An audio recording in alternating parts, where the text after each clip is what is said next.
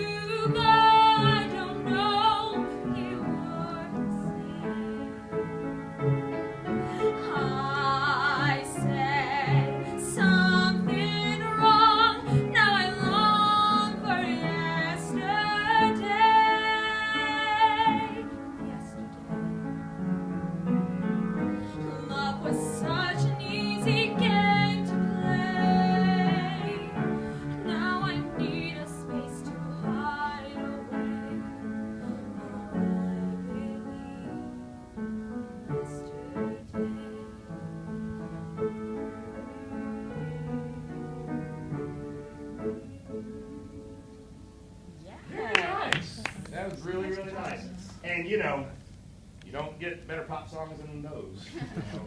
And you know, so I think they're great to use. You know, I think this one is particularly good to use. You know, and you also kind of have to think about, you know, what is this song? 50 years old? You know, something close to it. 65, I think. Something like that. So close to it. But there's a reason we still sing it and we still know it because it's a great song. And, you know, you have to think about when we do material like this, again, for you guys, it's just another song in the pantheon of pop songs. But you have to realize when it was first getting heard, people hadn't done things like this before. And so much of why we do popular music the way we do it is because of the Beatles. And last year at Bonnaroo, Paul McCartney played. And he did all the, you know, his stuff and Wing's stuff, and he did all the Beatles stuff. And you know what it was like? It was like having one of your best friends come over with a box full of home movies of all these great memories you've got together, and then taking them out one by one and watching them, because every song he sang put you in a particular time and place and where you were when you heard it, and you know, you just realize the power of a man who can play for 3 hours and every song is a song you know like the back of your hand. That's pretty powerful stuff.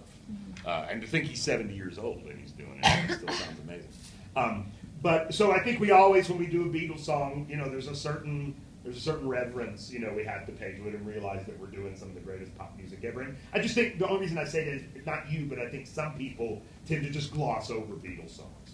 Oh, it's just a Beatles song. You know, no, it's one of the greatest pop songs ever written. So we got to treat it.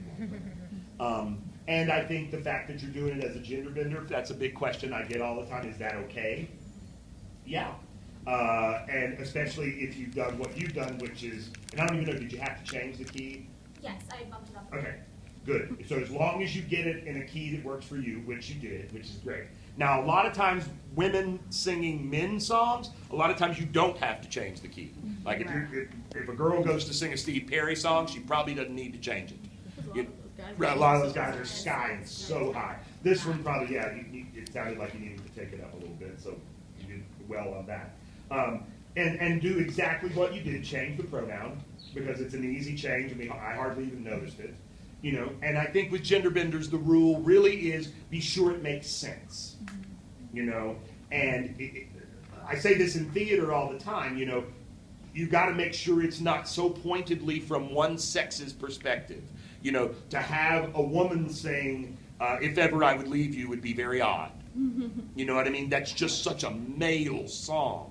You know, and then in pop music, to have a guy sing Hit Me With Your Best Shot, or really any Pat Benatar song, it would sound weird because that's just such a feminine, you know, feminine perspective that she's bringing.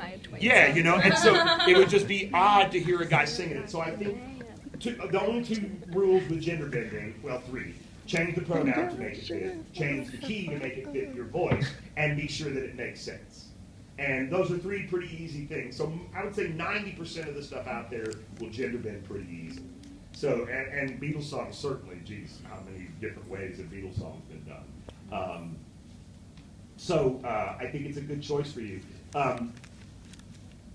Don't be afraid to be even more breathy with it. Okay. You know what I mean? Especially on the first verse, because remember, you're going to repeat that again. You know, we're going to get the same melodic and thematic material, and we're going to get some of the same lyrical material. What are you going to do to make it different so we'll listen to it again? Yeah. You know what I mean? So somebody won't cut you off when you go back into a verse. And one of the best ways to do that is to really put that breathiness on the beginning of it. And then on the bridge, you know, why she had to go, I don't know. Then you can blow it out just a little bit. But in the beginning, yesterday was such a... As breathy as you can do it in the very, very beginning, and then build it up as it goes. Just simple dynamics sometimes will help things a lot. But good choice, and overall, well done. Nice job, Mike. Quick question.